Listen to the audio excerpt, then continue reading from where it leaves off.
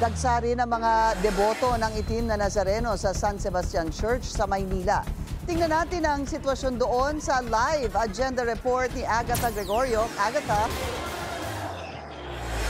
Bigyan dito na sa Plaza del Carmen ang andas at kakatapos lang ng dungaw. Ayon sa PNP, higit 713,000 ang kabuuang dumalo sa traslasyon as of 5 p.m. At nasa 40,000 na ang nagtipon para sa Nazareno sa Plaza del Carmen. Halos nang madaanan dito sa tabi ng San Sebastian Church sa dami ng tao na inabangan ang dungaw.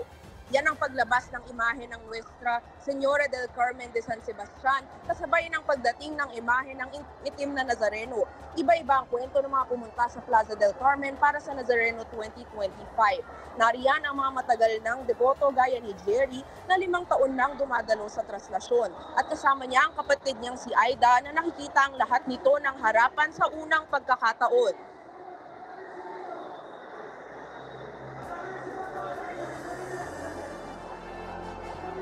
I really don't know, but there are just millions and millions of devotees. So there's really should be something in it that people come back and bring more people.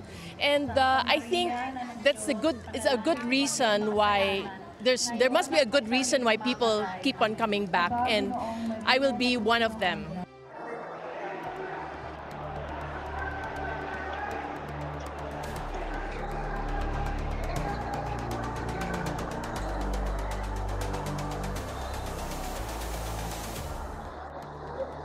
May 3 namang first aid station ng Philippine Red Cross sa plaza na may cot beds at wound cleaning areas. Para naman sa mas matinding injury gaya ng mga may severe bleeding at hirap huminga, pinapadala sila sa field hospital ng Philippine Red Cross sa Cartilla sa Katipunan. Pinky?